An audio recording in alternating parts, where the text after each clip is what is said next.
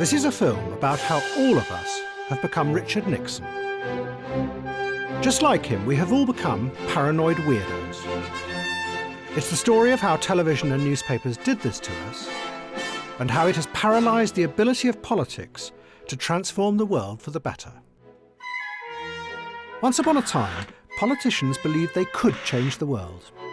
One of them was a Labour MP called Roy Jenkins. An attitude of conservatism would be very unbecoming to the Labour movement. We exist to change society. In the 60s, Jenkins radically reformed Britain. He used his power as Home Secretary to help get rid of laws against homosexuality, abortion and divorce, and oversaw the end of the death penalty. The press and much of the public hated it, but he refused to bow down to the pressure because he was an elitist. He knew it was good for them. But then, Richard Nixon came to power in America. He saw himself as an outsider, and he hated elites. He was convinced that many in the East Coast establishment secretly ran America in their own interests. Snooty academics, liberal foundations, film stars, heads of big corporations, and even the CIA. In Nixon's mind, they were all part of a hidden, corrupt network. And what's more, they were out to destroy him. So Nixon set up a covert operation to bug and smear all these enemies. But in 1972, they got caught bugging the Democrats in the Watergate building. Nixon tried to cover it up, but he was exposed by the Washington Post. As a result of Watergate, investigative journalists in America and Britain became the heroes of the age. And in the 70s, they uncovered all sorts of bad people. That's your words. Who often beat them up.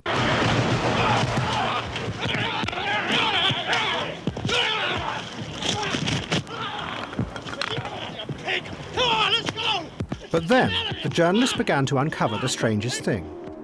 They found corruption in the heart of the elites who ran their country. Politicians and civil servants took bribes. The security services assassinated people illegally. Policemen concocted evidence and sold drugs. I'm here to look into the disturbing case of Mrs. Joyce Brown. And even senior doctors covered up terrible mistakes.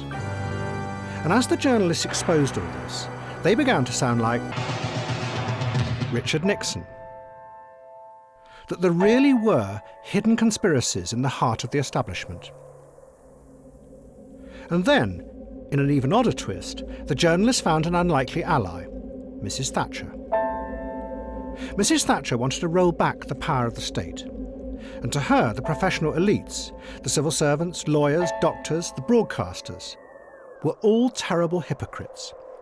They talked loudly of public duty, but secretly they were running things in their own interests. So she spent the 80s attacking these groups as a threat to Britain.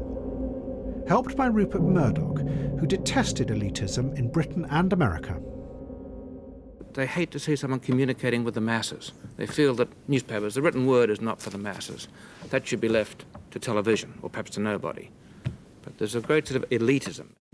But then, in the 1990s, the journalists became even more like Richard Nixon. Like him, they started to see hidden enemies everywhere. They were enthusiastically supported in this by some members of the middle-class elites, doctors, psychiatrists and academics, who reinvented themselves as experts, who said that they too could identify dangers lurking just under the surface of our everyday lives that we couldn't see. Experts uncovered hidden threats like sexual abuse, paedophilia, and even networks of satanic abuse on a vast scale. Doctor believes that many multiple personality patients were sexually abused by satanic cults. Other experts predicted hundreds of thousands would die from the epidemic of BSE-CJD. Medical experts said that millions of people were going to die from different forms of animal flu. Doctors have discovered a new disease which they say shows a possible link between autism and the routine childhood vaccine MMR. Others said that thousands of children were at risk of autism from the MMR jab.